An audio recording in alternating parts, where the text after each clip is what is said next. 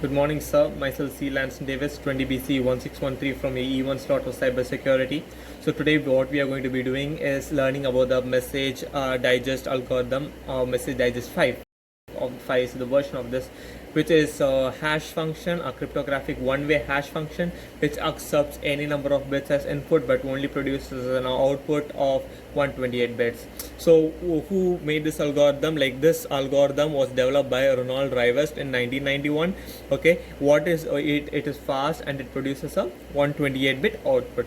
So what about this? MD5 produces a 128-bit hash value, typically represented by a 32 hexadecimal number, and MD5 operates on any number of inputs. Okay, any number of inputs, like, and now basically it splits into 512 bits and then processes into a total of 128 in the final output. Okay, so the hashing principle, it generates a unique fixed size output for any given input, making it useful for data integrity verification and ensuring data hasn't been tampered with, because it's a one-way cryptographic hash function. Okay, so now MD5 is a old algorithm, but then after that, after MD5 there has been and stuff, but we need to understand the basics, we need to understand history, and that's why we are going through MD5. So let's so saying once again, MD5 is a message digest, 5th version 5, developed by Ronald Rivest. And in order to work out this algorithm, in order to function this algorithm, it goes through 5 main steps. That is padding, appending, dividing, initializing, processing. It is very vague for you to understand, but let me explain it further. Padding, as the name suggests. Okay, but then each of, like, basically these 5 steps are very important steps. Like, this first four steps comprise of pre-processing alone, which, like, pre-processing of the input data that you have. So after pre-processing, then you move on to processing, where the important steps happen, where you would know where you would get to know how the function and what are the criterias and what are the necessary steps that you should follow in order to get the 128-bit output. Okay, so let's start. So what's the first step? The first step is padding. So as we know what padding is basically, but for non-computer students, but padding is actually an addition of extra bit. Okay, it's the addition of extra bit. So, like, let me give an example. For example, you have 512 bits. No, sorry, not 512, but then you have any number of, for example, 1000 bit count. Okay, you have 1000 bit count, and now what happens is that this 1000 cannot be taken into an input as a whole. You cannot take this 1000 count into one input. Okay, that is not possible for this. You have to give it in an input of 512 bit each for each iteration. That is what will happen. But then this pre-processing of padding is split into 3 parts. One, you have the original message, one you have the padded bit, and one you have the addition bit. Okay, addition bit. So exactly what I'm trying to tell you is that we have an original message. Okay, for example, we have 1000 bits over here. Look, like, for example, we have 1000 bits and we have to pad it into multiples of 512, but we should also remember that it should be less of a 64-bit value. You wouldn't have got it. Let's show it with an example. Okay, so what I'm trying to say, so the total bit is 64-bit less than the exact multiple of 512 summarized. So example, we have the original message that is of 1000 bits. Okay, we have the original message 1000 bits. So how do you pre-process it? So like, how do you pad it? So the thing is, how many padding bits should be added? That is the question that lies over here. So we just have, what we need is finally an output of a multiple of 512.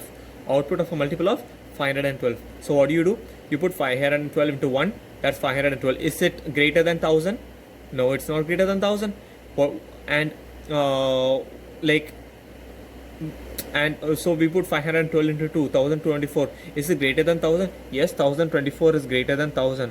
Okay, but then I actually need at least 1064-bit, which is a multiple, which is not possible, because I told we need an extra 64-bit space at the end, other than the padded bit, other than the original message. So 1024 cannot be also a multiple of 512 that can be used for this step process. So next we move on to 512 into 3. 512 into 3 is 1536.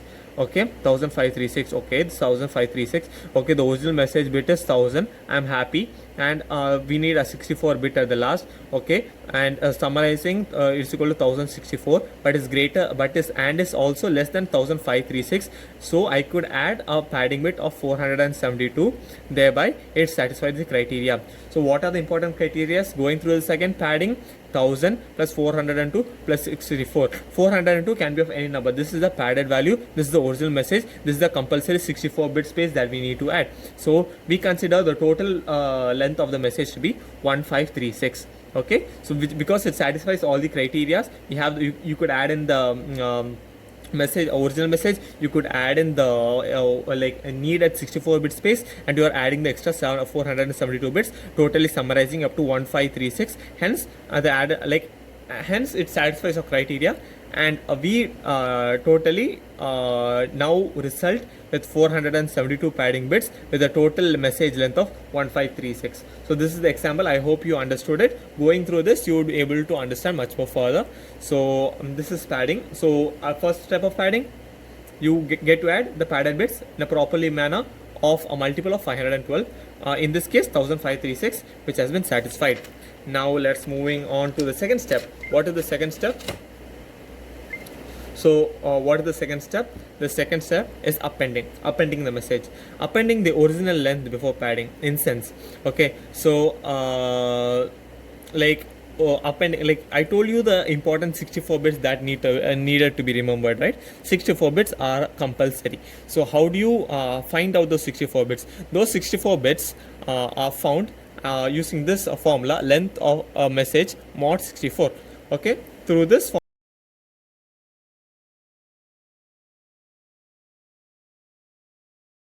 formula, you be able to get the important 64 bits that are needed to be added at the end of the message. So in the previous example, I said 1000 plus 472 plus 64. And how do you find those 64? This 64 bits is calculated from 1000 mod 64, 1000 mod 64, and with this formula we get the 64 bits. So I hope you understood this also. And after this, like with the 1000 bits along with the 472 padded bits, you would be adding the 64 bits that derive from this formula. So that's from the original message. So that is that. So step 2 has been done successfully. And now step 3. Step 3 is dividing each 512 bits. Okay, so I told you now we have 1536 bits in total. So how do you split it? 1536 bits is split into 3. Okay, as said, it's a multiple of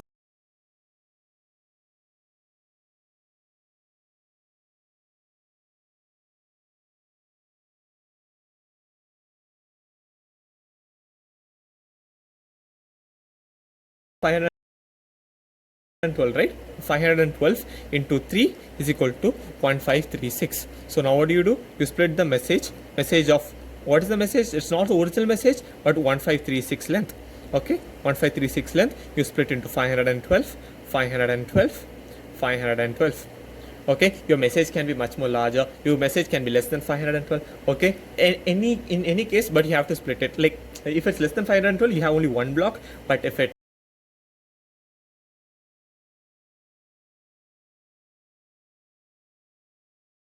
is more than 512, how many blocks do you have? You have the first 512 block, you have the second 512 block, you have the third 512 block in case of this example of 1000 bits.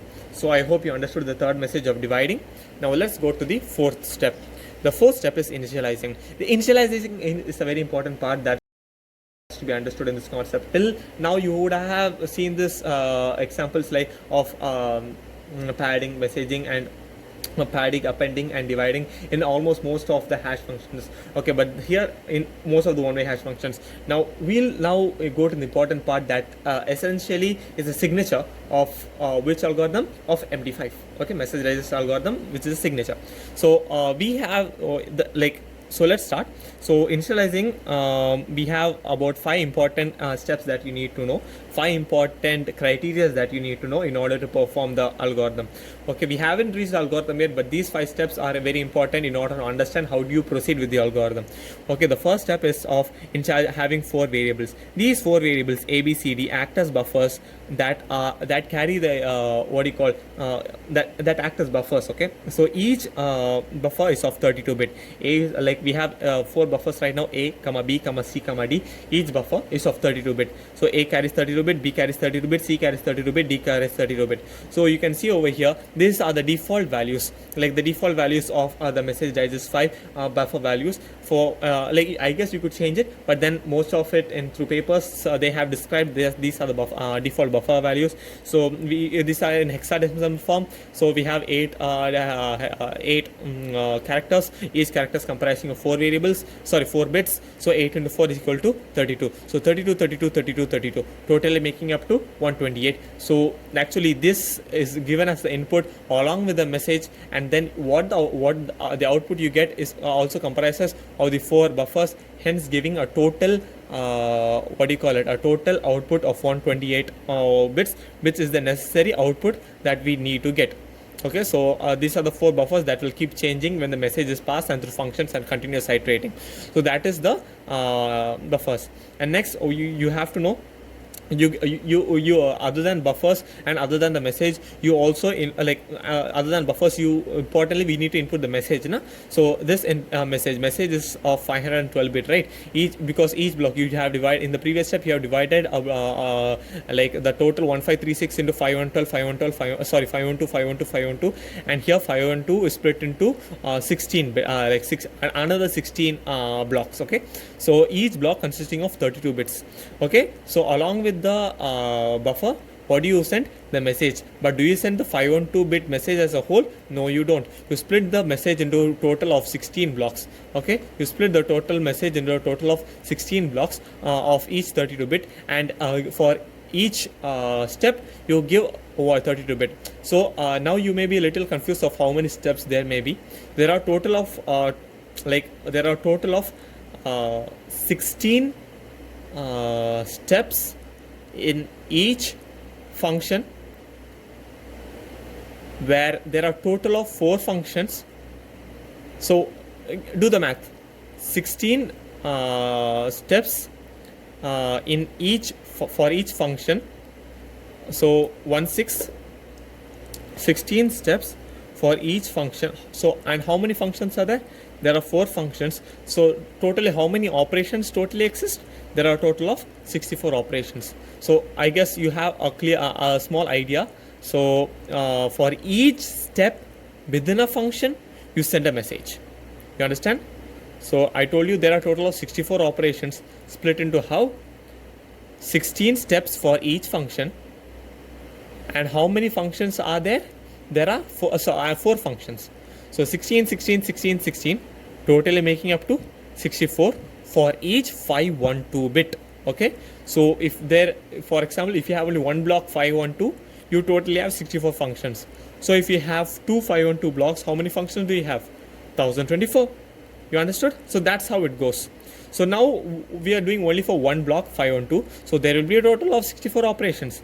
So, and you're splitting the message, and you don't input the 512 message block as a whole. You split the message into a total of 16 blocks, each of 32-bit.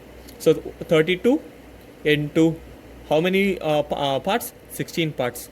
Okay, 32-bit into 16 blocks. How many? What's the sum? 2 into 16 into 16, which is equal to 2 into 256, which is 512 bits. So you get the math. So that's it.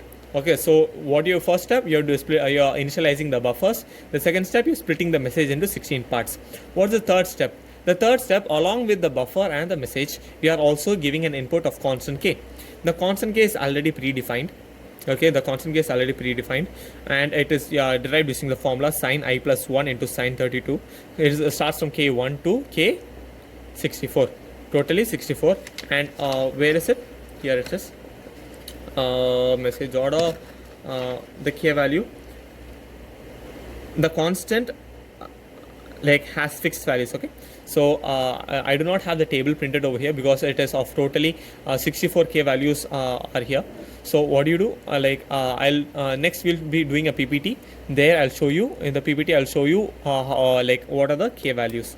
Okay, so we have constant k that is derived using, made using the value absolute value of sine I plus 1 into 2 into 32, where I is equal to 1 to 64. Okay, so that is the thing. And so, and k has fixed values, that is another input. Okay, so along with this constant k, we also do shift operation. So basically there are a total of 64 shift operations. Okay, there are a total of 16.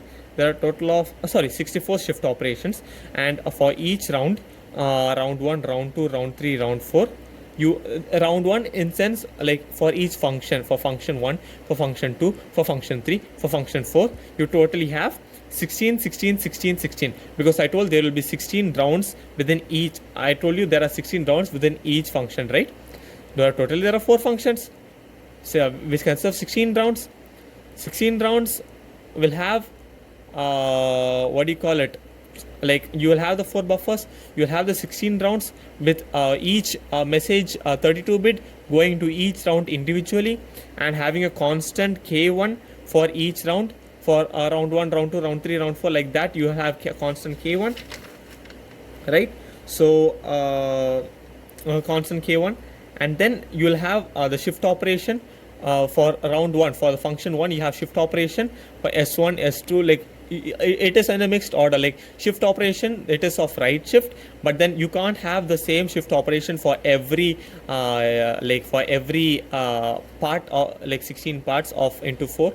So like you should have a a complexity that can be maintained in order to make the algorithm much more complex. For round 1, round 5, round 9, round 13, you have 7 right shifts. For round 2, for the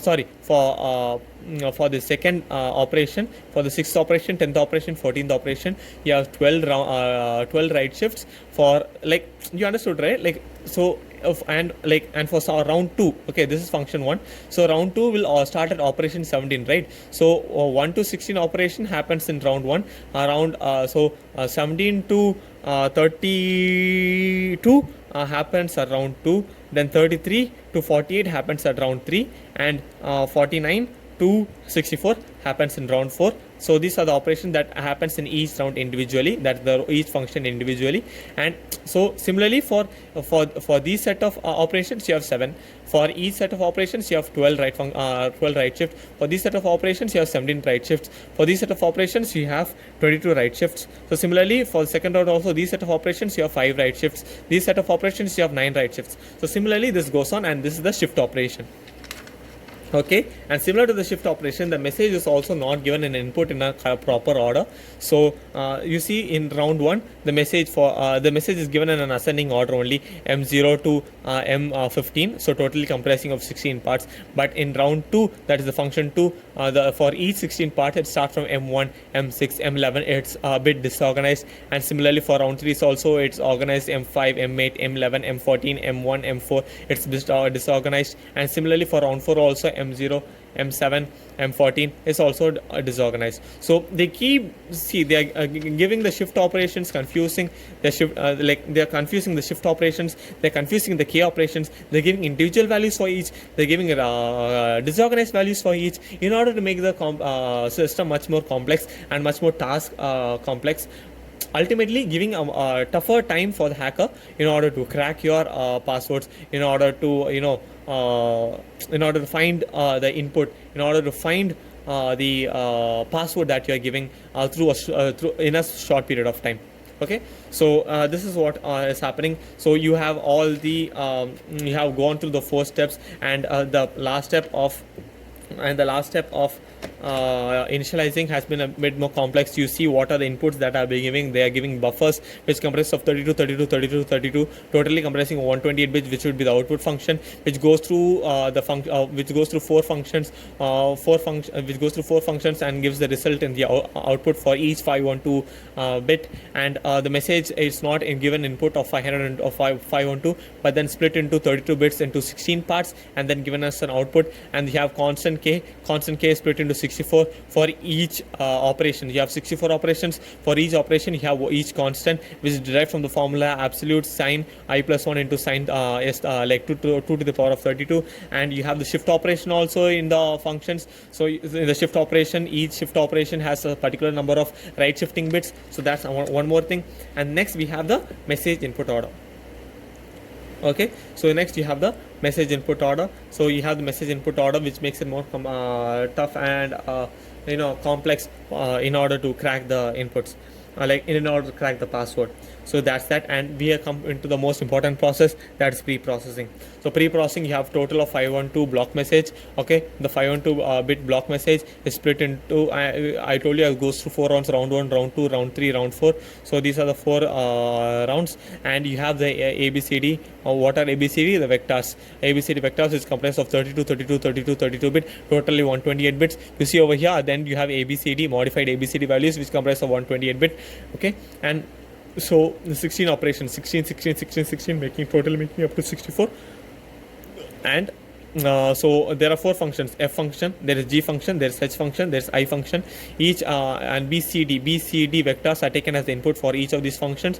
So what are the formulae for those each functions? You see, you have for F function BCD, you have totally logic gate based functions. So B and C or and negation B and D. So for G it's BCD, B and D, or C and negation D. H of BCD, H function B XOR C XOR D. I function BCD, C XOR B and or negation D. So you got the idea, you got the 4 routes. So these functions describe those 4 like 4 functions. So along with it, what are you adding? You are adding the A bit. Okay, you are adding the a vector over here. So you're not putting the a vector into the F function or G function or H function or I function in order to calculate this value. Okay, a function is a vector is added individually, and then it's added with message 0 to 15. So like in the first case, like I told you, the message order. So by the message order for the first function, for the first operation, you'll have some that is M0, and for K you have K1, and for shift, for the right shift, you have S1 to 16, which also I said in which order the shift operation and how many shifts would be happening. And then you get a final A value, B value, C value, D value. Okay, but then within this operation there's one more step. Let's look into it. So this step over here is what actually happens. You have A, B, C, D, and as I told you, you get the function you do the function F or function G or function H or function I from the input of B, C, D vectors, and then the A vector is unmodified over here. It moves down, and the function that the input, that like the function value, is added with the message I value. After it's added with the message I value, it's added with the constant K value, and after it's added with the constant K value, it's done with the shift operation is done with the respective value according to its index that we discussed. Message what index should be given, K what index should be given, S what index should be given. All has been discussed in the what do you call it, in the initializing step. And then now now the bits are changed. A bit moves on to B, B bit moves on to C, C bit moves on to D, D bit moves on to A. Okay, so this process I guess has been understood by you. And now we move on to the second step. So basically in the second step, what is the value? Like you get A, B, C, D, all is processed. All the you have the A value, you have the B value, you have the C value, you have the D value. So how is it individually processed? So like as I told you, like you get each value, right? So you get each value as I told in this, you have the B vector, C vector, D vector, and A vector. Now, as I told you, the A vector is moved on to B. The B vector is moved on to C. The C vector is moved on to D. And the D vector is moved on to A. What is modified? Only A is modified, and this will change. But then finally, what it will bring? It will bring a like how should I say this? with this BCD operation continuously changing, you will have a final, like imagine through 16 steps. For each steps you are doing 16 variable changes. With each variable change, you are calculating a BCD new value, adding it to each of the new A values, like how should I say, over here for each one step you get a change in the A value, and then it's stored in B. So for each 16, B moves on to C moves on to D moves on to A, totally 16, totally 4 into 4. But then finally you would get a complex value in totally in one round itself. Then you move on to round 2, then you move on to round 3, then you move on to round 4, just similarly like that. But G is a different function, H is a different function, I is a different function as told earlier, with M values changing, with M values as shown in the table. For each value what would be the result, like for each index what would be the value, for K constant each constant, which is only ascending order, but then M operation and the shift operation are changing. So similarly you get a total of 64 different operations, and finally you would get A, B, C, D consisting of 32 bits, a total of 128 bits, which is the output value. So I guess now you understood how you get the 128 bits, a complex 128 bit, and so that is the idea that we had talked over here, and I hope you understood. I hope you understood on what happens in each step, and what is the MI, what is the KI, what is the shift SI. So these are all indexes. Calling it is the important part, which carries a lot of constants, but then the process is pretty simple, and now it has been replaced by very much good algorithms such as SHA and stuff. And I hope this algorithm center, this video showed or taught you what is MD5, and I hope you had a great time, and I hope you understood what is MD5 meaning, and what are the steps and initialization all it I had to go through in order to finally derive that 128 bit. And importantly, once you complete, for example, you have multiple 512 bits. So what happens? So once you have multiple 51 bits, now the 128 bit I again send it to the ABCD vectors. Then again the process happens. This the outside arrow is for telling you is for telling, like you have for the second block, you have the second 512 bit message that is entering through here. And what should be the ABCD? The ABCD of 32, total 128 bit should be of the processed from the from the previous block output. So that is it, and I hope you understood, and I hope you had a great time. Thank you for listening to the lecture. Thank you for listening to the small video, and I thank you so much for your time. Thank you all.